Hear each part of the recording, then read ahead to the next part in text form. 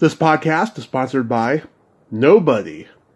Hey dudes, this is Kathleen Kinmont, Kelly in Halloween 4, The Return of Michael Myers, and you're listening to Tommy Throwback Kovac on Splat from the Past.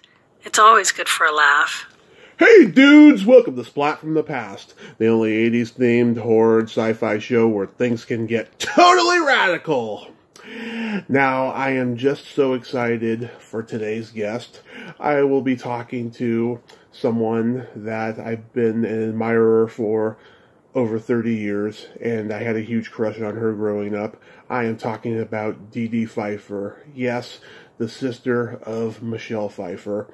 You all know her as Amaretto in the vampire classic movie Vamp. And she's coming on the show today.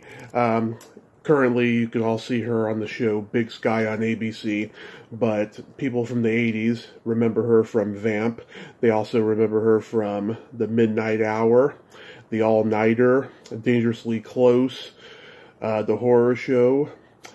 People from the 90s remember her from Falling Down, Seinfeld. She posed for Playboy 20 years ago. And yeah, it's going to be a great conversation today. I can't tell you how nervous and anxious I am because it's been a long time coming. When I first started this podcast 5 years ago, she was literally MIA. She wasn't doing any press. She wasn't doing any acting roles. She was taking a break. And she's had an amazing journey, transitioning from alcoholism and helping people now with alcoholism and people who have been homeless. And so it's going to be just an amazing conversation today. It's Thursday, October 20th as I record this, but obviously I'm releasing it on Halloween because Amaretto, at least in my world, is a horror icon character, and I got to represent that. So yeah, here is my interview with Dedee Pfeiffer.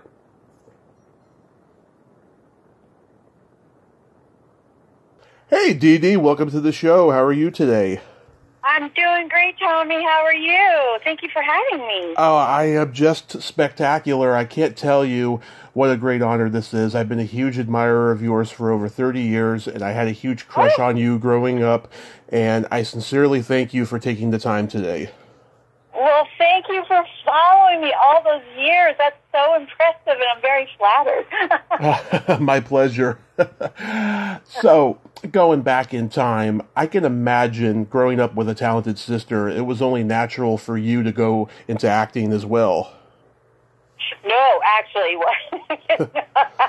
you would think that would be the natural progression of things, but considering I'm such an oddball and if there's a box, I'm way outside of it. That's not what happened. I became an actor kind of by accident because, do the math, I'm 58, so I started acting in 82 when I was 18, and before that, I worked as a kid because my dad was a blue-collar worker. My mom never drove or worked, 4 kids, so we didn't have like a lot, so if we wanted it, we had to earn it. So child labor wasn't a thing back then. So I was working all these jobs. And finally, when I was 18, I was like, well, what am I going to do? And my sister had done Scarface, was doing Scarface, actually. And I was like, hey, I think I'll try that thing called acting. And she's like, hey, get your butt into an acting workshop and see if it's something you really want to do. So I drove up to Hollywood with my stuffed monkey and my 66 Volkswagen and got into the most expensive acting workshop, worked illegally as a cocktail waitress because I was only 18 at the female oil and mud wrestling joint called the Hollywood Tropicana at the time, and slung drinks and paid for my classes, and I was awful. I was like, I couldn't remember my lines. I was stuttering. I mean, I was a mess. I was really intimidated and shy, and they were like, why is this girl even in here? So I sat there for 2 years, just acting class, trying to not stutter, not turn red, not like want to piss on myself. Forget about character study, that came later. And then I eventually got an agent and eventually started booking gigs, but it was not easy. And I always thought I would probably give it up if I could figure out how to do it well. Well, almost 40 years later, I'm still trying to figure it out. So there you go. Well, you figured it out wonderfully. Wow. So you studied with Peggy Fury. I've talked to many people who were in her class. Who were your classmates there?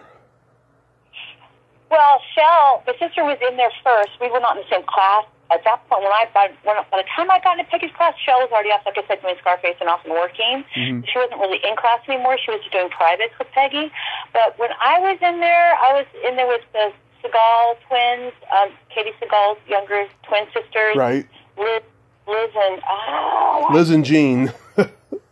Yeah. And John Eric Hexton, sadly, we lost him to a accident on the set with a blank bullet. Yeah. He was, I was good friends with E.G. Daly, his girlfriend at the time. She was I love her.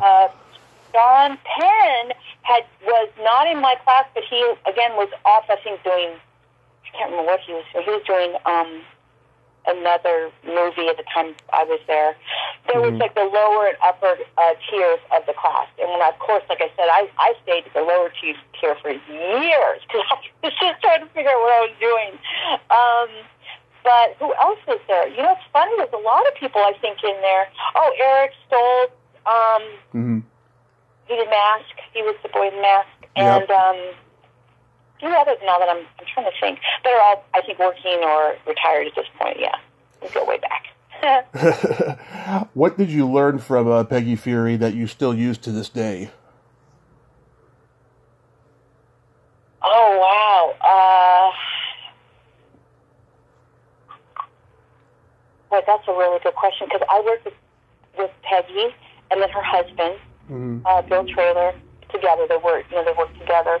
I then went on to work with, I did The Pact, which was Milton Costello for a minute. I did Tom Carnegie, which Jeff Goldblum is a big fan of, because he was actually studying there as well, the Bob Carnegie theory technique. I then went on to working with Roy London. Oh, yeah. And then Ivana Chuduk, yeah. So I have literally worked with all of, I would have to say the best, actually. I'm sure there's other ones that are amazing. I just never got a chance to work with them. Peggy was my very first. So I'm going to say, wow. Well, Peggy was very real and very honest. I remember when I was doing a scene, she stopped me in the middle of the scene and she said, "Are you gaining weight?" And I was like, "What?" And she said, and of course, my response was, I guess so.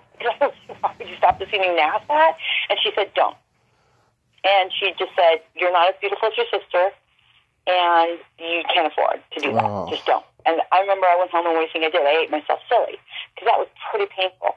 Then Bill Traylor, her husband, said to me, "You are not as beautiful as your sister, but you're sexy. Just remember that." And I thought, what is that with these people keep telling me I'm not as good as my sister? You know, it was really very devastating, to be honest with you. But you know what it also did?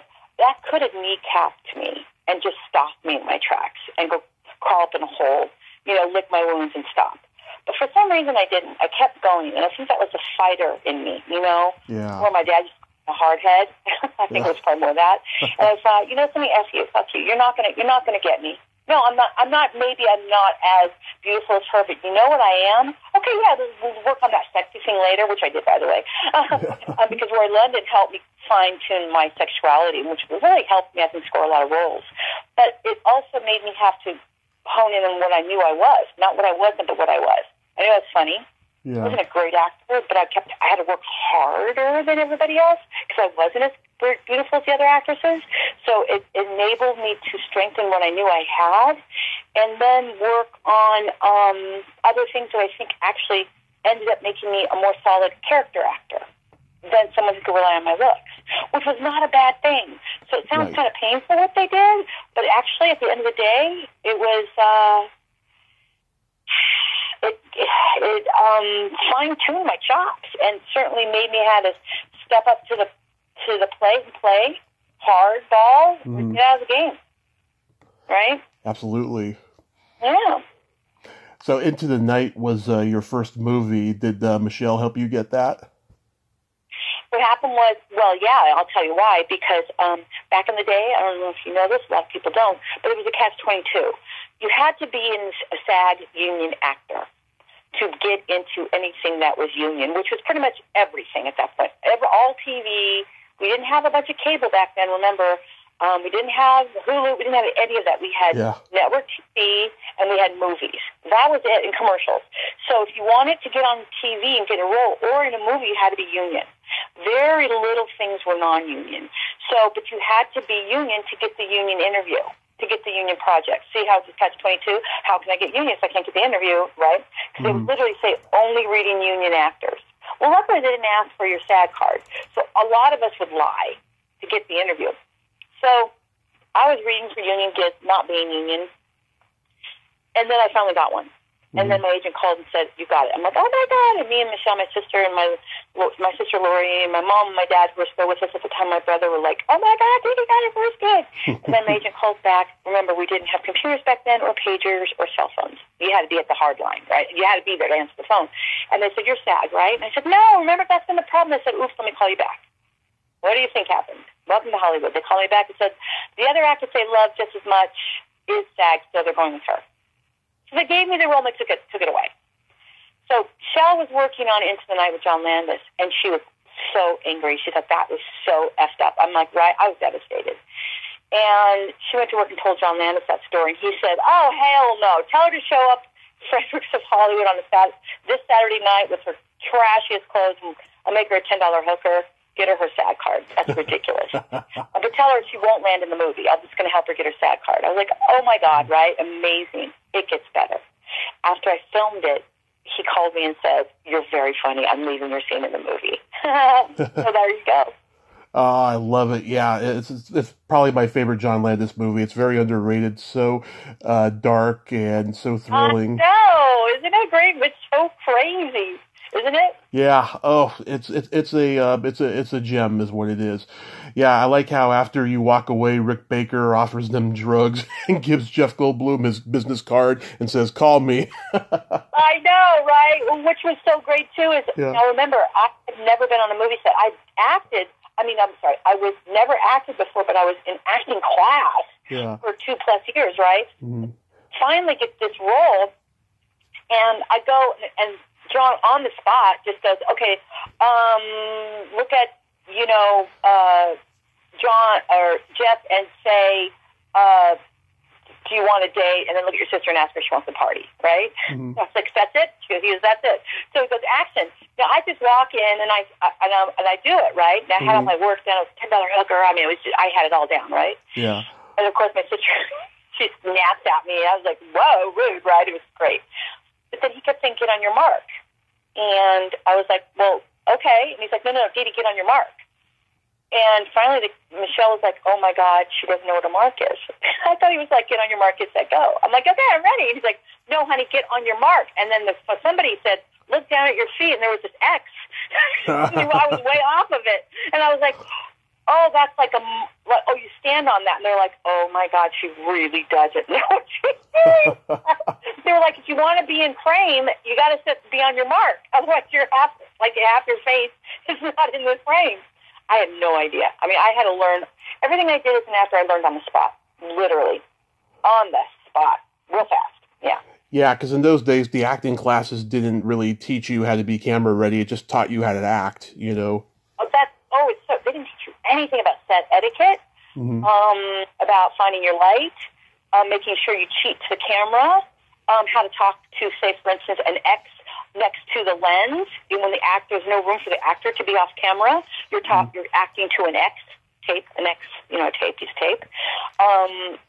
The fourth wall. I mean, just there's a lot of stuff that you really don't know until you actually get on a set. And this whole, often we layer our work with all these levels and we bring all this work in, and often, especially with three-camera situation comedies and on Big Sky, a lot of that goes out the door because they will change something so fundamental about your character on the spot that all of a sudden your work goes out the door. It doesn't apply anymore.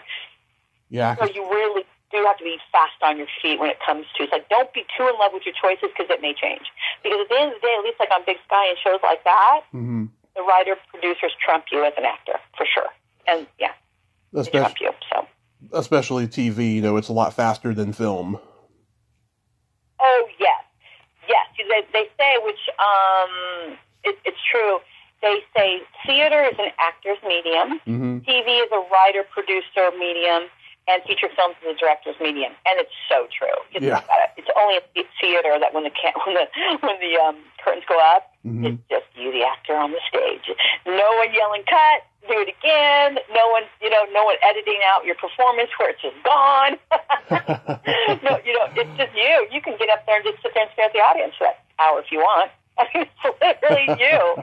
So, right, and TV is certainly, like I said, it's not an actor's medium necessarily. I probably would say not a director's medium either, really. It's just kind of where you can grow and flourish. There's different mediums for that. I've seen Moving Violations many, many times over the years, but I'd never seen you in it. Were you cut from that movie? I was totally cut, and I'm not sure. I keep asking to take it off my IMDb. My resume. Because IMDb, they don't like to listen. They do whatever they want, which I think is shocking. It's like, wait a minute, but this is me. This is my work, my body of work, my images, and I'm asking you to take things down or change wrong information, and they're like, nope, sorry. It's like, wait, you what? But that's what? That's a lie. So people ask, and you know what's funny? People constantly ask me about that movie. The one I was cut out of, they ask me about, and it's still on my resume. I don't know what to tell you. Moving Violations. That was the one I think I was supposed to play a bunny at a party. I think. Yeah, I was cut out. Yeah, there you go. Or actually, did I film? There's two movies I was cut out of. I can't remember. One, I showed for the wardrobe fitting, and no one had told me my part was cut. The wardrobe coordinator had to tell me, excuse me, why are you here? I'm here for my wardrobe fitting. They're like, honey, your part was cut. This is the shit that we used to go for the 80s. You go, what? And you go back and go to the hard phone or the pay phone and call your agent and say, what do you mean? And they're like, oh, well, no one told us you were cut. The stuff was different in the 80s, and You guest starred on Simon & Simon. How was that? Oh, dude, that was really cool. I cut my hair. We made it look like, this is back in the day when actually our dramas were more gritty. And for instance, the director and the producers were cool with this. I had said, let's just take my bangs, my front of my hair, which is all one length, at like my forehead, pull it forward and cut it across and make it look like she cut her own hair and then put some blue in it, which is what we did. Because I was playing a street girl, who's all drugged up and stuff around the way. So we did that. And I remember I was trying to be this really cute, pretty actress. And it wasn't difficult to play me down, let me say, because I'm kind of one of those actresses, which I think is a good thing. I'm not like so pretty or gorgeous that it's really easy for me to character down real fast. Yeah. So that was a really great first character role where, no makeup, a little dirty, hair just jacked up. And I got to use a lot of my acting chops and skills because they allowed me to have that freedom. It was really cool, actually. I like Simon & Simon. That was it. They don't film the hour dramas like that anymore. No, they don't. No. They're different. Yeah. I'm good friends with Claudia Wells, who was in that episode.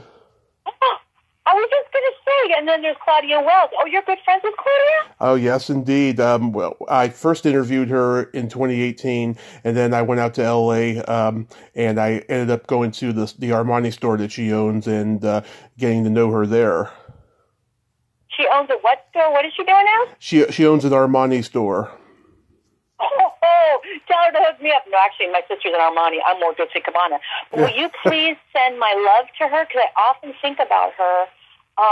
Of course. Lately, I've been thinking about her, which is so interesting. With all the hundreds of people I've worked with in the last 30-plus years, you brought up someone I was just recently thinking about. Wow, that's so interesting. I love that.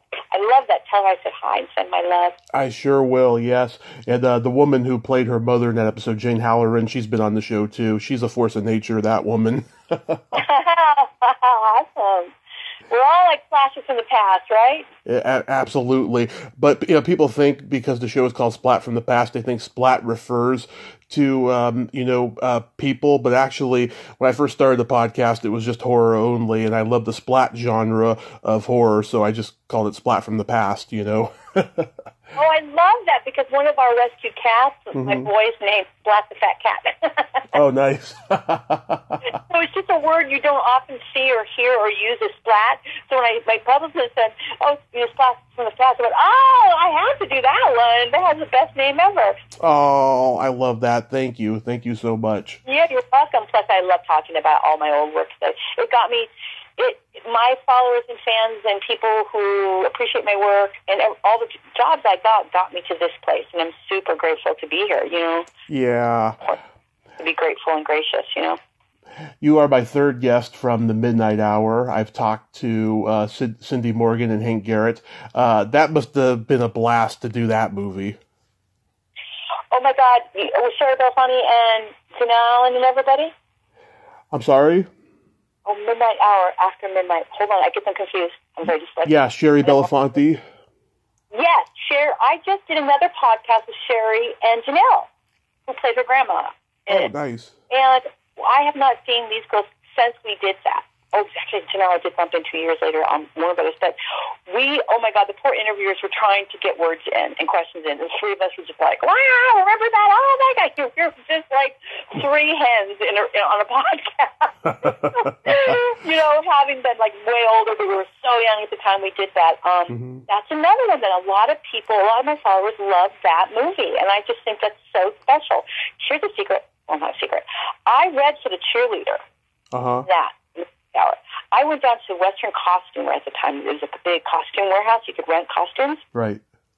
And I rented a cheerleading outfit. And I went in there with pom-poms, the whole thing, and did a cheer and read for it. And they thought, wow, this girl's got some balls. And they really liked me, but I wasn't right for the lead. Pretty girl, here we go again, right? But they thought I had such moxie that they gave me the role of Mary, which I thought was great, actually, because I was able to, do something with that role. And so I at least scored a role in it because I didn't get the one I read for. But see, you never know. That happens to me a lot where I don't get the lead, but I'll get another role, and I make a career out of that, right? Right. Nothing wrong with that, and there's no small roles. There's only small actors, the way I look at it.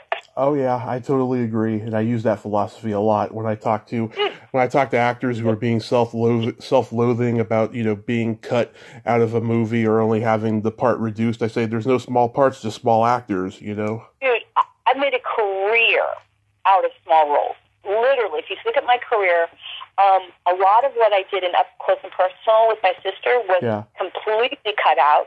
So I was left, quote unquote, small role in that, which was not a bad movie to have a small role in, Up Close and Personal. Thank you very much. Yeah. You look at Falling Down. That one, my God, I get so much mileage out of those few lines, that crazy little character that I played in Falling Down. All my little guest stars here and there, they're not little because people look at Supernatural. Yeah. I don't even remember what I played, but I played some monumental demon. No, I was a mother who gave birth to demon babies or something. I can't remember what I did. But I gotta tell you, I got so many followers from that. And so, again, my role in Friends, just all these things that one might say are small roles. No, they were all pivotal roles because I went in and I attacked them like I would attack any role. Right. Just with passion and my work and all my skills and bring that character alive. If it's not about screen time, I do that with Sherry on Big Sky. And a lot of times my stuff gets cut. It's painful. I'm not going to lie. It hurts. But only because you fall in love with your character and the things that you bring to it. And at the end of the day, remember, you're one of many in a large story picture, and things got to get cut, And it is always painful when it's you. It happens to me a lot. And it's probably some of the stuff I have to work on more than anything else is learning to grieve. You're like, wait, but that was just a funny wrong. I'm like, sorry, had to go. Wasn't story plot. Moving on. You're like, but I really like that. They're like, oh, we did too, but sorry, you had to go. Yeah. There you go. Welcome to the business. Move on. Grieve it and bless it and release it, man. Go. On. I've talked to at least 6 people from Dangerously Close. Tom Matthews, McGill Nunez, Bradford Bancroft, Tom Fridley, Drew Ann Perry, who told me she loved working with you. She said you were very nice to her. Oh. What was that movie like making? Oh, my God, dude. Oh, wow. That one. Hold on. I'm going back in my Rolodex in my head. Okay.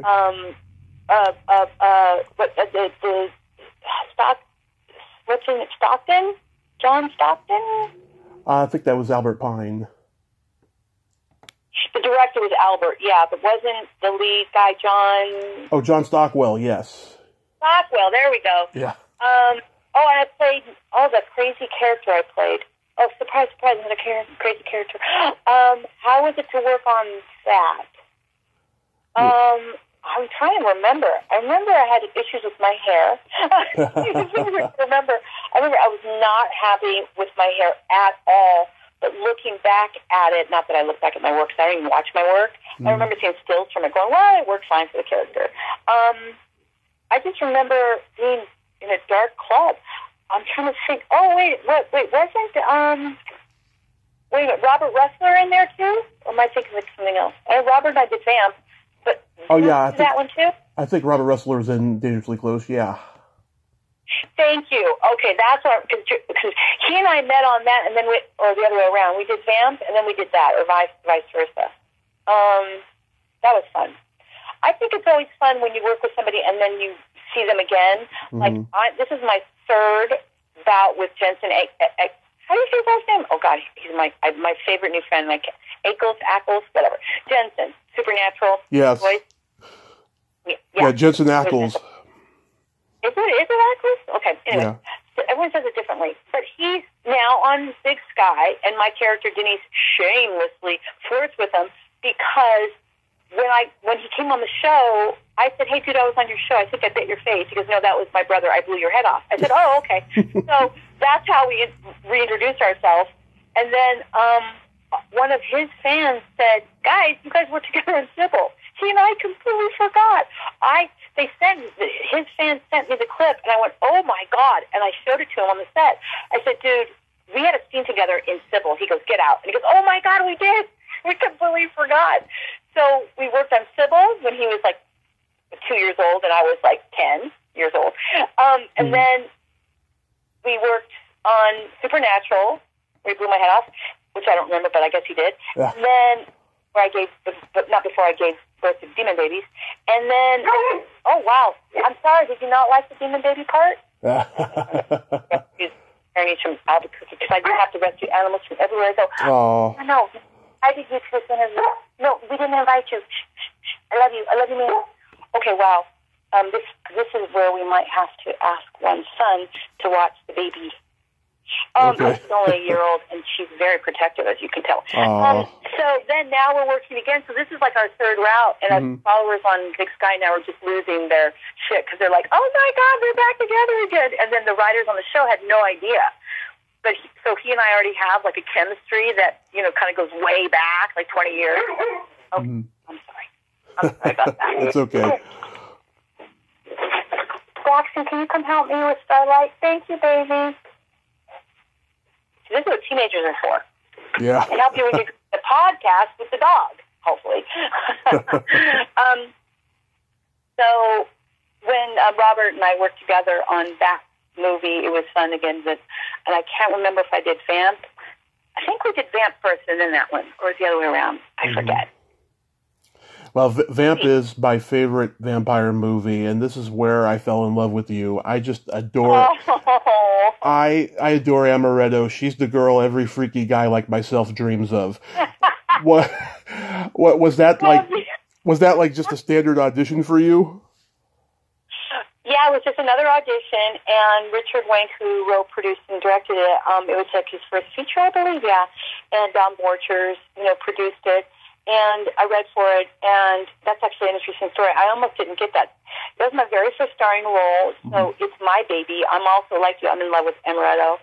Just love her. To this day, when I see pictures of her, I go, oh, God, I love that character. Yeah. First of all, how can you not love a character named Amaretto? Okay? Right. And right? And I just love her effervescence. Her, she was just so, not floaty, but just purely innocent. Like, Yeah. she really had a brand new soul. Like, the building's burning down, it's on fire, vampires are running everywhere, and she's just like, remember me? She just, like, loves Chris, you know, Chris's character. So, or Keith, yeah. So I read for it, and after I got the role, Richard had said, you know, I thought for you. And I said, what do you mean? I was like, did I suck that bad? He said, no, you're actually brilliant. In the interview, you were my amaretto. He said, but what happens, which I didn't know, there's often, like, negotiations with directors and producers where it's like, I give you one, you give me one. Mm-hmm. Like, it's, right? So it's fair. So one person doesn't, like, necessarily get all the casting choices. So Dawn wanted somebody else for amaretto. And Richard wanted somebody else for Katrina. Mm-hmm. So what they did was they negotiated, and I guess Richard goes, you give me Dedee and you can take Grace. Because he wanted Grace and he didn't want Grace, and Richard wanted me and Don didn't want me. So thank God Richard got his way and got me, because we're talking about Vamp right now at all. Yeah. So I was part of a negotiation that went well for me. Yeah. Yeah, did you give Amaretto a backstory in your mind? Oh, yeah. I had the whole, like, remember she mentions that they played Spin the Bottle and all of that. Yeah. Well, at that point I had been, I studied Peggy, so I had the method theory underneath me. I think I'd only studied method at that point. I went on to bring in all the other acting techniques into my palette of set skills as an actor. Mm-hmm. I used method, so of course in method there's a strong backstory. Richard wrote her so well, my work was really easy. Do you know what I mean? Yeah. Not a lot of times, you know, do you get to full grounded character where you kind of just know who she is. You know, you step into her body, her soul, her mind, and then just bring her alive off the page. Richard wrote her beautifully. I had the joy of just bringing her alive. Yeah. Yeah, I mean, she's like a mystery girl, almost mythic, you know? I mean... Yeah, that's a great word for her. Yeah. Yeah. I mean, this movie really holds up. It's like Walter Hill meets vampire movies, and I really think Quentin Tarantino ripped some of it off From Dusk Till Dawn. He loves Vamp. He was on an interview and he talked about Vamp. Yeah, he totally ripped off Vamp. Yeah. You bet he did. Well, also at that time, they had not done what Richard had done with the lighting and the mood and all that. Like when you're above surface in the real life, there's this very specific, crisp, real lighting. And when you go underground in the bowels of, like, behind in the club and down in the sewer, and each character and each scene had actually a color. There's blue cold for, like, the bad guys, and then the more pinkers, orange, warm tones for those of us who are, like, alive, you know? Right. And it's very mood lighting that created a lot of the feeling in Vamp that hadn't been done before. So, you know, and then the humor in it, you know, because it was dark and scary at the time, but also really funny. It was a dark comedy. Oh, it's very funny. Yeah. Chris Makepeace, you and him had great chemistry, but, like, he's disappeared, like, off the face of the planet. He's on every podcaster's bucket list, but, like, nobody can locate him. You know, it's true. We were doing all of these Vamp Blu-ray and interviews, and because the making of Vamp is quite a story. If you ever can get a hold of the audio of all of us talking about it. Oh, yeah. The making of Vamp is just the best story ever. But one thing I noticed is that Chris went MIA and no one's been able to see him or talk to him or anything. No, even Richard. Last time I talked to Richard was a few years ago. I was like, hey, what's up with Chris? I've not heard from him. So I don't know what's going on with him. Maybe he got married and moved to Africa or something. I don't know. That's maybe. good to me. I love big game animals. Run around with Dean Snyder and lions and safari. I could do that. Yeah. Yeah, I got the DVD and I watch it with the commentary every now and then. It's pretty cool. You're my third guest from the All Nighter. I've talked to Tamar Hops and Danny Dietz, the girl that you slugged in the jail cell. Oh my God! Yeah. Yeah. What was that movie like for you? The all-nighter. Oh boy. Well, when I met Joni Cusack, we immediately hit it off. Yeah. She's just silly as crazy. She's just crazy and silly and so eccentric, and I'm just silly. So, and I'd say I was eccentric in a different way, but we hit it off. She was with the guy at the time that they were not getting along, so I went over and she said she needed to move out. So it was in the very beginning of the filming, and we just were actually rehearsing, doing pre-production. And I went over with some trash bags and moved her out and moved her in with me, and I was only in a single apartment, like literally single, with a hot plate and toilet. So she lived with me during the making of that film. We got into a lot of trouble. Yeah. Yeah. And then, yeah, we got in a lot of trouble. Way too much fun behind the cameras when we weren't working. I met one of my boyfriends on the set. It was actually Susanna Hoff's ex-boyfriend, Louis Gutierrez, who was the guitar player in the Lewis and Clark band on the beach. Oh, yeah. He and I started dating, and she was mad, but she was dating the lead guy, John. So I was like, he's free game. So there was all this little drama going on. And, of course, no one ended up eventually with any of those people, but at the time it was like, oh, my God, I can't believe she's doing that. I'm like, you're messing with the lead guy, dude. Don't be looking over here. And you're not with him anymore. So when you're young, you do stupid things like that. Wow. That's how that film was. There's a lot going on behind the cameras as well. Wow. She was like the biggest thing in the world at that point. She could have any guy she wanted, you know. Yeah, and she chose John, the lead guy, so that left her and Lewis available. So I was like, oh, cool. I'll take your extras. I'll do this one. And then we didn't. We went out for a few years, and then moving on. So yeah, young love. Yeah, that's a fun, cute movie. I love the all-nighter. Then you do the horror show. Any good stories there? Lance Henriksen is one of the most sweetest, most talented actors on the planet. He is truly amazing. I had troubles doing the Janky Baby scene where the Janky Baby's coming through my stomach. I can't remember what it was.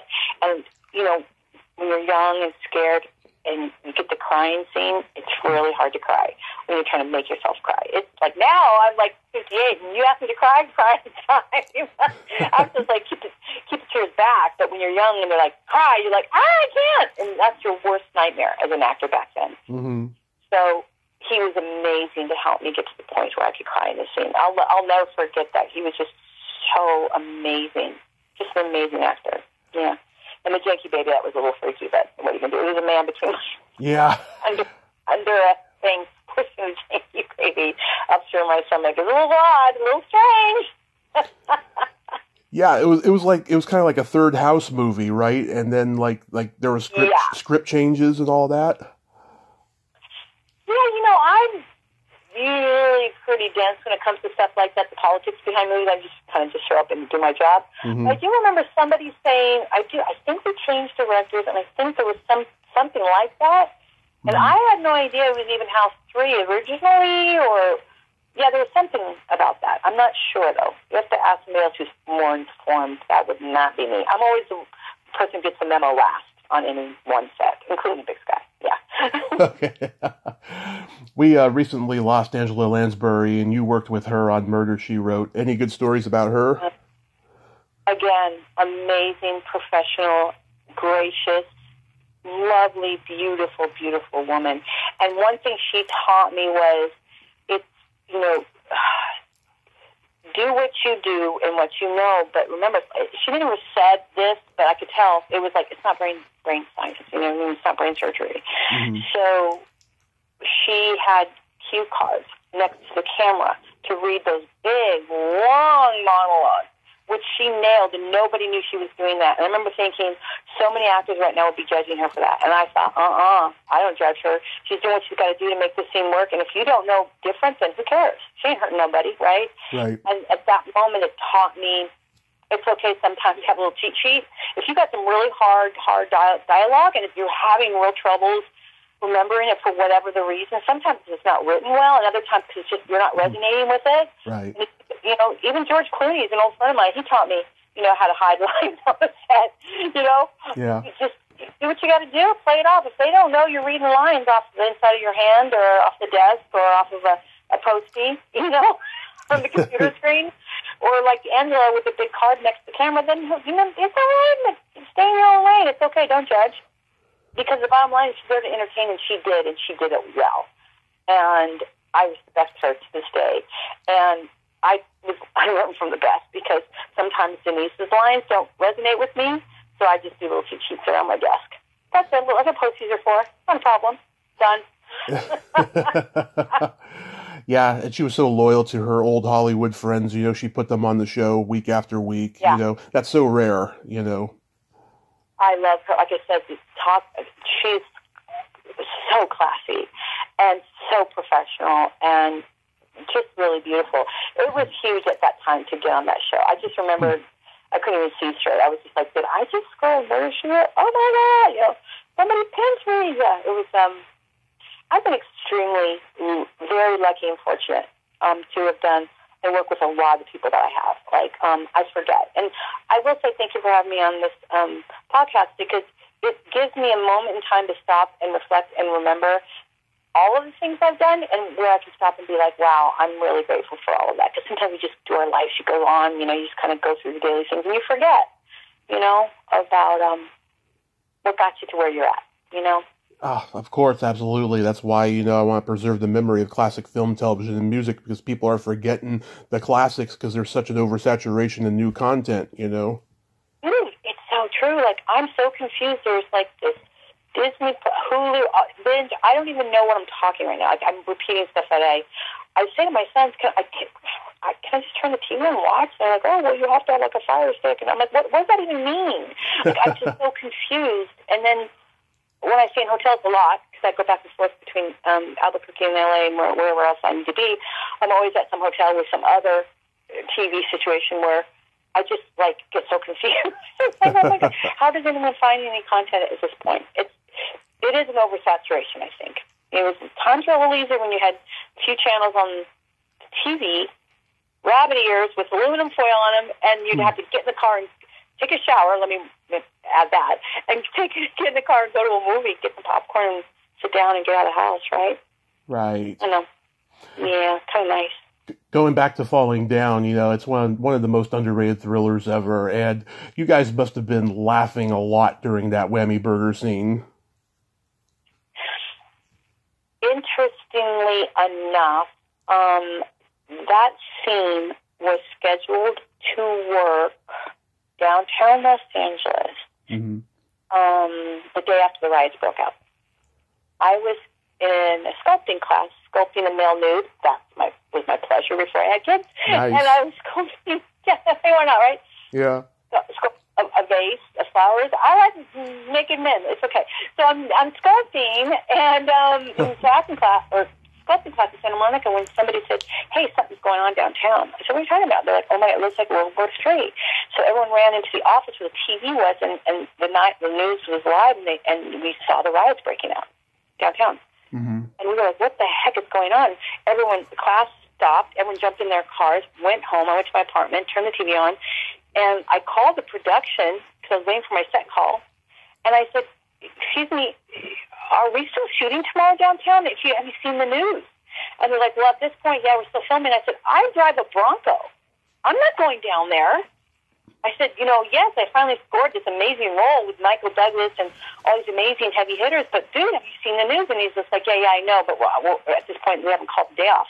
I was like, oh my God. I said, well, you may have to get another Rowdy girl, because that's some hairy shit down there. That does not look right to me, And sure enough, an hour later, they called and said, yeah, we're going to cancel tomorrow. I'm like, you think? It's World War III. And then basically that's what happened. So we did not go down there, as you can imagine. As you know, the riots happened. We all sat back, and I lived in Hollywood. The riots came up my street. I mean, it was very, very scary time for all of us. About a month later-ish, maybe longer, we finally rescheduled the scene, and we went down there, and it was incredibly sad. Oh. Everything was burnt. You could still smell the burnt buildings. We had the National Guard all around the set to protect us. The sadness down there was unbelievable. So we were filming ironically, the movie Falling Down was very parallel to the riots, if you think about it. And somebody, you know what I mean? So it was very sobering, for sake of a better word. So when we did do this scene, because we're professionals, you know, it was very fun and funny because Joel Schumacher gave me this role. I'd read for something else and didn't get it. Drew Barrymore got the other role, so he gave me this quote-unquote, here we go, small role. I'm like, there was no such thing. He gave me this role because he thought I could do something fun with it. So I did. I made her Bonnie, which is her Clyde. So Michael Douglas came in, and I was like, oh, there's Clyde. Because when he pulled out the gun, they cut this out. He said it was actually too funny for the blackness of the film. And I yelled, oh, my God, and he's got a gun. And Michael Douglas looks at me like, what? Because everyone else at the floor, my character, like, almost lunges over the counter at him. Yeah. You know, getting like, oh, he's got a gun. Yeah. So they just were laughing really hard. It didn't make the cut because the film was very dark, you know, and so it didn't quite work. So he said, he actually told me personally it didn't work, but goddamn it was funny. He said, oh my God. And also the film, when it came out, I think it was still too soon. It was still too soon, close to the riots. And I think that's one of the reasons why it didn't do as well as it could have, because it's a very underrated film. Michael Douglas and everybody in that film. Oh, yeah. Amazing. It just was too close to what had actually happened in real life. You know, we were still healing. You know? Yeah. He reminds me of his father in that movie, too. Just so cocky and so hilarious. Yeah. He's so brilliant in that film. That's another moment where I was like, oh, I couldn't go there. Do you know what I mean? I couldn't go there to like, oh my God, am I acting with Michael Douglas? Like, I couldn't go there. Yeah. Because then I would choke and not remember my lines and then stutter and probably piss on myself, right? Because it was just too much. So I go into this huge denial. And then years later, it hits me. Oh my God, that's right. I wasn't Michael Douglas. It's like, yeah, years ago. I go, yeah, that was cool. Did it just now dawn on you? Yeah, because I just couldn't go there. It's the same thing with Friends. When I was on the set of Friends, I'm like, am I on the set of Friends and Seinfeld? Am I on the set of Seinfeld? Can't go there. Can't go there. Just do your work. Just do your work and then think about it later, because otherwise you're going to trip on yourself, you know? Yourself. Yeah. I'm sure you get recognized every day for the Seinfeld episode you did. No, not at all. I got red hair now, and I'm a little older. Yeah, I was a young, God, I was like a towhead, blonde, before 3 divorces, before kids, woman, actor. Now I'm, different. And I'm redhead and seasoned and got some history under my belt. And I go under the radar. I can literally wear, and I do, my big sky beanie cap, and I still don't get recognized. Which is great. I just fly. I just kind of live my life like everybody else, and it's really cool, actually. I get the best of both worlds. You know what I mean? Yeah. I get the acclimate. Like on my social media, I get a lot. I feel the love, and I always tag everybody back. And sometimes I comment when they say things like, "I can't believe Denise left," or "Oh my God, I do love you in Vamp." I'm like, "Oh, thank you." And they're like, "Did you just respond?" I'm like, "Yeah, I did." And they're like, "Oh my God, you just responded." I respond to my followers on Instagram always, and I tag. I do little hearts and stuff because I read everything what people say, because I think it's nice. I have really great followers, like really great followers. They're really positive people. They're part of the solution for sure, Yeah, I mean, you loved my comment I posted last night, looking forward to our talk, Oh, shoot, that's right. And I didn't have my glasses on. I thought, wait a minute, I think this is my interview tomorrow. I had 2 today, so I meant to go back in and say, hey, yeah, but then I was like, which one is it? Because I had one at 7. Thank you for not being my 7:40 a.m. Oh, absolutely. I am not a morning person whatsoever. Dude, I'm at 7:40. Who in the heck did that? But it's okay, because the dog's always waking me up anyway, so it's not like I wasn't awake. It's just like, I just don't know if I feel like talking, but I got real chatty at 7:40. But I'll go back in and be like, hey, super fun. So for 20 years, I have owned the issue of Playboy you were in, and I promised myself if I ever met you, I would say thank you. Do you still hold pride for the fact that you posed for Playboy? Yeah, I do. I Good. did it at a time where rarely celebrities did it. I did it with a naked black man. That was the whole point of the thing, is to say, hey, man, we're all different, and it's okay I was on the interracial show at the time on NBC. We just got bumped, and we went to WB called For Your Love. Yeah. I'm all about the rainbow of colors of people and the diversity, and let's just love each other, man. I know I sound like a hippie, but all right, there's something to be said about that, okay? Call me a hippie, I don't care. Nothing wrong with that. Yeah, and I just think that we're better than the way some people are behaving right now. I think that we can't give in to the ugly and to the hate and to the dark and to the noise. We've got to just push that stuff, push that stuff, resist that, and just go to the light. I mean, we all have to be on this together, because we're incredibly powerful as a human race when we are together. Oh my God, we can literally move mountains, Yep. So for me, I know that's a big comment about being naked in Playboy, but I also was really proud of my body. I worked really hard. I exercised. I really watched what I ate. I had my implants. I paid a lot of money for those bad girls. So, and I think that the human body is beautiful. I'm very kind of European that way, Mm-hmm. It's in America that we body shame, and we have this whole thing like, oh my God, her tits are showing. Excuse me, we all have breasts. I'm sorry, newsflash, Mm-hmm. I remember going to Europe, and like their magazines, you could see women's breasts, and I was like, oh my God, and they're like, yes, they're breasts, and you must be American. You're flipping out. I'm just not used to picking up a magazine and seeing someone's breasts. They're like, well, this is very European. And I remember thinking, that is so cool. I thought it's far more healthy, and it doesn't make it so voodoo. And I think with people who have issues, sexual issues, I think that we have to be careful. We feed into it, because in Europe, they don't really have a lot of that, too much of that stuff, because they're more open about it. And I just think that that's really beautiful, which is why I used to scope male news. It was just, there's something, I'm sorry, I can't talk. It's that 740 interview did me in, dude. Human body is beautiful, is what I'm trying to say. All colors, shapes, and sizes, Mm-hmm. Absolutely. I totally agree. So how long have you been sober for? 4+ years. July 27th is my sober date, although I think it might be the 29th. I always forget. It's shocking. I would forget that day. I'm dyslexic, though, too. Mm-hmm. Is it 27th or 29th? And trust me, when you're sober, you do want those days under your belt, because you earned every single sober day is another good damn day in recovery. Because there are some days where you're like, whoa, am I going to go out? Am I going to relapse? Because that's always there. That's always an option. I just choose every day to remain the identified possibility versus being the identified problem, which is what you are when you're in your disease.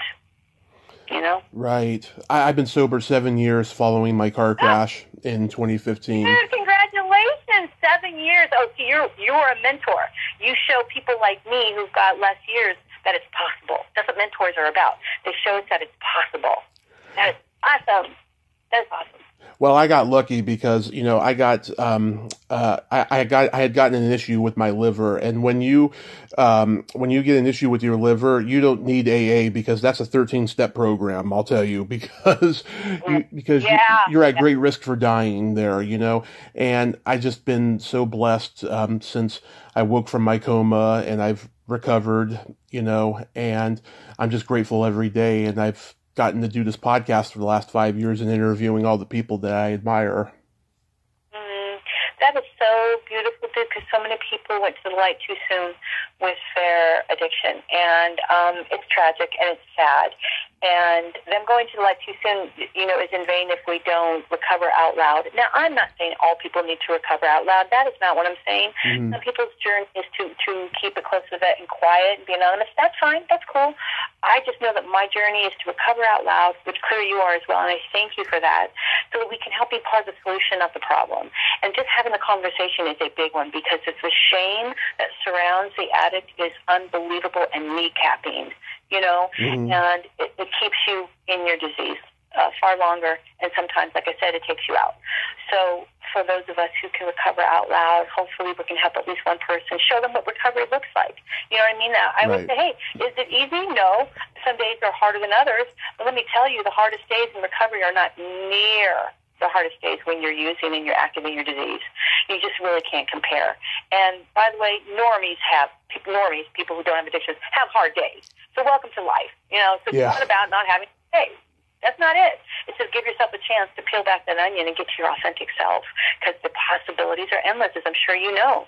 I mean, look at you with your podcast, right? I would not be on Big Sky right now talking to you at all if I wasn't sober. I know. When I first started the podcast 5 years ago, I was like, guys, Dedee Pfeiffer on social media, God, I'd love to interview her, And then when you made this great comeback, almost a year and a half ago, 2 years almost, I was just like, oh my God, this is so awesome. I'm glad she's back, acting again. And sober like you, dude. Yes, sober like me. Yeah. Mm-hmm. And you're helping, not only are you helping people, people who have alcoholism, you're also helping homeless people as well. And I was homeless for 4 years during the time of my accident and stuff. Like, it just seems like the homeless epidemic is just getting worse, especially in LA, where I heard that they just passed a law that being homeless is illegal now there or something. First of all, I'm really sorry that you had to experience that. It was part of my master's program, working in the field with those experiencing homelessness. So you, like me, but you coming from a different perspective, have experienced it, I'm sure, a heightened sense of what that's like. And as I do, having been in the outreach team in the field with those such as yourself back in the day, proud of you. You made it through. You are a success story. Others will benefit from your story and your success. And I want to thank you for that. Homelessness, that is a hornet's nest. I think all I can say about that is that, like any issue that's not linear, meaning it's not a one catch fix all. Mm-hmm. We like to now there's like our family housing. There's its housing first, which I don't disagree with. You can house and then you can work on everything else. Yes and no. And it is very difficult to get someone off of to deal with their addiction when they're still out there, dealing with the, as you know. Right. There's trauma out there. There's trauma, undiagnosed trauma. There is a lot going on. For the homeless situation, one of the biggest things we are missing is a homeless czar. Czar, meaning like a leader, somebody who's a smart person who can pull together a multidisciplinary group of people who are smarter than them, who all have different ideas on how to fix this, right, and attack it and approach it in a multidisciplinary way, meaning a layered way. It has to be approached from an addiction perspective, mental health perspective, trauma perspective, yes, housing perspective, the bridge between going from the streets into housing. That's a huge missing element, meaning who's going to help bridge them from the streets to the housing? Because just because you give them an apartment doesn't mean they know how to live in it. Okay, I'm sorry. Right. And people are like, well, you're grateful. You got a voucher. Why aren't you there? Are you kidding me? They're used to living under a freeway with constant room or din from the traffic. And their amygdala is constantly going off. And cortisone is being produced because they're constantly fight or flight, right? And then all of a sudden now they're in a quiet apartment and have to go obey by rules. That's not going to last very long because there was no bridging, right? That transitioning them into the housing. So they have a fighting shot at actually remaining housing, because if they don't do what they need to do, check these boxes, they will lose their housing. Now, if they're still dealing with trauma, undiagnosed, untreated trauma, and addiction, what have you, there's probably not going to be able to keep that voucher, and then they're back on the streets. It's basically a revolving door, right? Right. And you can't make things illegal. That's not going to help. It's just not. I'm sorry. But so I don't know what LA's doing, because I get really frustrated with that, because I just think, yeah, it's awful. It really is. Yeah, it's tragic. But if we could get a czar, because it is an epidemic. Right. It's an epidemic. And in fact, we haven't called it that. Because when we have an epidemic, it's addressed immediately with somebody to oversee it. Why we haven't done that with the homeless, I don't know. It's really a mystery to me. But I know when I went to UCLA, I was with a whole bunch of other people, there were some really smart people there, and in other universities, young people with great ideas, innovative ideas on how to tackle this problem from different perspectives, right? So what you want to do is bring a bunch of people together, because I'm sorry, like I've always said, we're better in groups, in numbers, than we are by ourselves, right? And if you were to tackle it from that perspective, having one person guide everyone to going into these encampments and really talking to each individual person experiencing homelessness and taking it, case by case, we could literally eat the elephant one bite at a time. Right. And we're not doing that. And I don't know why it baffles me. It's incredibly frustrating for me, because that is my area of concentration between addiction and mental health, is definitely those experiencing homelessness. It just breaks my heart, actually. Yeah. Yeah. Hopefully, hopefully, things will get better. I mean, people are starting to make noise about it, because they're tired of, having to, walk on the other side of the street because the whole street is full of tents, and all that. I think it's going to get better. I see eternal optimism for the future of homelessness. Well, also, I think there's something else that people don't realize. When you see all those tents together, or them clustered under a freeway, or wherever in the heck it is they cluster together, right? That's a community. Yeah. They created a community within a community. They feel like they've been somehow shunned by society or their families or what have you, or the system. So there's a bonding element there. And having been an addict for years, feeling like always on the outside, which was always my feeling inside before I got sober, and I found my group of people, which was in rehab. Those were my peeps. Recovery addicts are the best. I am sorry. We are funny. We are clever. We are smart. We are artists. We are a lot of things. We're smart. You know what I mean? We're smart asses. We really care. When you're in recovery, one of the things you do to keep your ass sober is help other people. It's one of the major elements. And it's a beautiful quality, right? It's one of the things you do in your treatment plan is to help other people. That's cool. That's a cool thing to have on your agenda every day, right? Right. So, having said that, coming back to community, when you ask them to leave their community to go live in an apartment, remember something. You're also asking them to leave they're leaving their family, their support, their group, their community. That also needs to be addressed and looked at. How do you deal with that element? Because that's a huge element. That's like asking me to not be around my sober group of friends. Right. Taking me from support that I know, that they know me. And it's irrelevant that common denominator is mental health and addiction and homelessness and all of that. What most would consider people, I don't know how to explain it. I'm trying to be nice because what people call them. Okay, I won't even repeat the words that people call them. Okay? Right. But they have found each other, and now they're a community, and they share a common denominator of support there. So that needs to be looked at, because I think about that often, and I'm wondering what that might look like. And I have a feeling somebody out there has the answer to that. But that needs to be incorporated within the plan to help fix homelessness. That has to be a huge element, just like the transition from homelessness into housing also has to be addressed. One thing I do know as a social workers are paid shit. Yeah. By the way, social workers like myself we don't always work with kids. We actually work with, my area of concentration wasn't kids. It was adults or homelessness and mental health and addiction and all sorts of other stuff. But it was never children. That was not my area of concentration. So social workers get paid shit. They do. And they're out there in the field. They're out there trying to help rectify this, trying to help fix this. They're getting data to organizations to try to help this. And they're getting beat up out there because they're working with a broken system. Absolutely. Right? So those who are actually out in the field are either volunteers getting the shit beat out of them, or they're getting paid nothing to go out there in the field and try to help. Wow, talk about silent heroes. We don't ever talk about them. No. They're out there trying. They're out there getting data. They're out there trying to make a difference. It's a shame. From a downstream perspective, or is it upstream perspective? Oh, I always get that flipped. Basically, it's not the way you want to look at it, because if you don't look at upstream, you got to stop it from the top. Otherwise, you're just down there collecting everything drops to the bottom, and it just keeps happening. Do you know what I mean? Yes, absolutely. Yeah. So you're on your third season of Big Sky. How's it going? It's amazing, dude.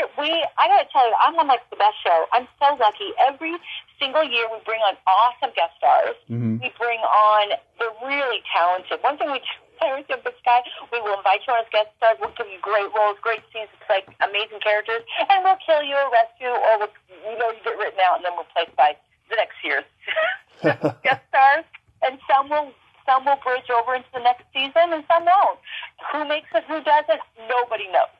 It's such a great show that way, because if you like the element of surprise and putting at the end of your seat and falling in love with a character who may not make it. Or might, and also I think we're really good at creating really troubled, dark characters that you care about. Mm-hmm. You know what I mean? We really do. Like with the Ronald, and this year we got Walter, and now Dono. All of a sudden, it's become a character you kind of like might care about. You're like, where'd that happen? We have Reba McEntire. We got Jensen. We got Rosanna Arquette. We got oh my God, we got just tons of them. Oh, we have Lyle Levitt. We have Darius Rickert. Darius McCrory? No. Who do you have blowfish? Yeah, Darius Rucker. That's who he is. Rucker. Yeah, there we go. Yeah. I took some selfies. And I'm not even seen with them, but I ran in there and took selfies and put them on my Instagram. So I was like, oh my God, I can't believe I'm meeting you guys. I'm such a groupie. And everyone on my Instagram was like, I can't believe you did a scene with them. And I'm like, no, I didn't do a scene. I just completely went in and threw myself. Can we just selfie with you? I'm like, sure. Yeah, I just take selfies with anybody now and put it on my Instagram. So my followers, they like that. It's fun. Yeah. Jensen and I, like I mentioned, we're rocking and rolling. We're having a lot of fun with our characters. Mm-hmm. And let's see. Gosh, there's a lot of really great characters. And Reba McEntire is just tearing up our screen this year. Like, you don't know if she's good, bad, or what's going on with her. I love what she's doing with her character. So if you haven't watched the show, you can binge it on Hulu, which I know a lot of people love binging. Otherwise, last night we just had our 4th episode of the 3rd season. So you got to tune in, and this year Denise is showing some different colors, which is really fun for me to play. Yeah. Yeah. Do you ever get asked to do the horror conventions? No. And now that I think about it, I'm insulted. Shouldn't I be there? Yeah, because Vamp has such a cult following. I mean, Rustler does them all the time. Oh, he's such a whore. Of course he would. Hey, I want to go. Thank you for reminding me. I got to tell somebody. I didn't have an agent, dude. I'm so weird. I know. I'm just not like the normal actor. I'll find out how to get yourself invited. Maybe that's why I wasn't invited. I just got a publicist. I'm sure she could get me into them. But yeah, I got to do that because I love horror films, and I'm a paranormal junkie. Ancient Aliens, other than Big Spy, is my favorite show. Plug. I did keep my butt employed. But yeah, like I'm always showing my sons, look at this UFO. They're like, Mom. I'm like, I'm not joking. This is the undoctored footage. They're like, there she goes again. So I love all that stuff. So yeah, I have to go. Do you go to them? Oh yeah, I go to them quite frequently. Okay, well, unless I'm working, consider me there this next year if they have it. I'm there. Oh, Where yes. do they usually have? I'm sorry? Where do they usually have them? Oh, they have them all over the world, and they usually have them like every other weekend now. It's become so huge that, back in the day, you had them, only like maybe once in a while, but now they're like, it's a cottage industry, the convention scene. They're like every other weekend now. I'm going. Yes. Yeah, but we're finishing, we're finishing episode, what are we doing? I'm sorry, 309. So we have this one and then 4 more episodes, and then we're actually show finish. Mm-hmm. The show will, of course, keep airing because, we're ahead. But after that, I will have a lot of free time, and I'm going to hit those. I love conventions. I did go to one 1,000 years ago, and it was really fun. Yeah. And now think about it. Out of all the people who came to my table, more people that came to my table were the horror film fans from like Vamp and Horror Show and The All-Nighter and all that stuff. Supernatural. Yeah. Those were the most fans. Over Seinfeld, Friends, Playboy, everything else I've done. It was the horror film cats and dogs who came, and they were like, come here, and I was like, oh my God. Yeah, they were cool. You should go. I mean, you'll have fans from almost everything you've done because they come out of the woodwork, I tell you. Oh, I love it, yeah. Have you ever thought about writing a memoir? You got so many great stories. Well, yes and no. I have thought about writing a book called Stuck in the Middle, like the Middle Pfeiffer sister. Yeah. And then just my life journey, because it is pretty colorful. I probably should do that. Another podcast the other day was like, have you thought about doing a podcast? Yes. I'm thinking about doing my own talk show as well from the perspective of a social worker and social welfare issues with a different slant on it, which would be my slant, you know. I think about doing a lot of stuff. And I think because of fear of failure, I pause. And that's a hard thing to admit, but it's the truth. And I don't think that I'm alone. I bet you a lot of people in the world would love to do something, but they're not because of fear of failure. So saying it out loud to you, hopefully right now, will get me off my rear end and maybe write something, or start a podcast. Will you be on my podcast? Absolutely, I'll be on your podcast. Does it bear shit in the woods? Last I checked. My dad used to say that to the cowboy. Bear shit in the woods. Oh yeah, you ask me, I'll be there, and I'll be the first one to buy your book. Oh, awesome. Then I have to start writing, dude. I can get some cash. Yeah.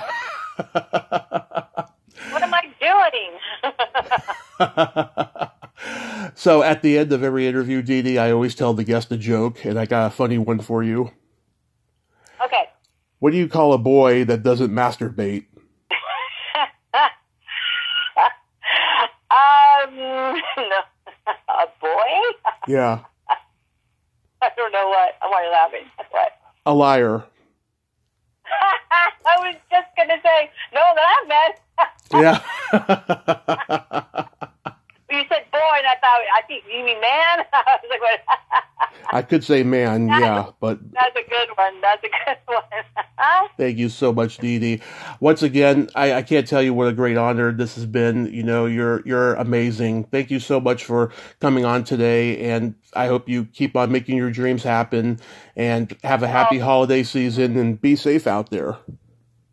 Thank you so much for having me, and you be safe, too. And I'll see you next time on my podcast whenever I get it going. I sure will. Yes, you have my email now, so go ahead. Awesome. Okay, thank you. Okay, have a great day. You too, bye-bye. Happy Halloween. Bye-bye. Well, there you have it. Dedee Pfeiffer. Ain't she a sweetheart? Oh, my God, she's got such great energy. I love talking to her. Thank you so much, God, for giving me this opportunity to talk to Dedee Pfeiffer. I don't know if I can ever repay you, God. Thank you so much. Well, until next time, this is Tommy Throwback Kovac saying there's no shame in living in the past because the present sucks. Later, dudes.